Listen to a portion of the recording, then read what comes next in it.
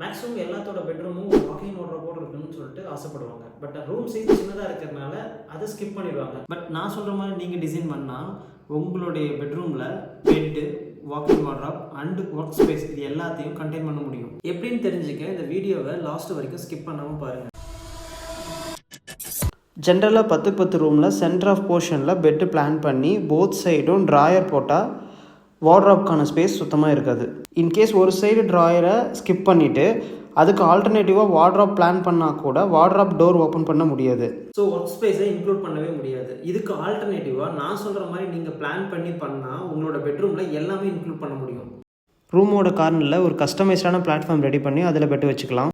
இதுக்கு கீழே பார்த்தீங்கன்னா ஒரு அண்டர் ஸ்டோரேஜ் கேபின்ஸை பிளான் பண்ணால் ரொம்ப யூஸ்ஃபுல்லாக இருக்கும். நெக்ஸ்ட்டு பெட்டை ஒட்டி ஒரு ஃபால்ஸ் பார்ட்டிஷன் ரெடி பண்ணி மினி ரூமாக ரெடி பண்ணால் அதில் ஒரு வாக்கின் வார்ட்ரோப் நம்ம டிசைன் பண்ண முடியும்.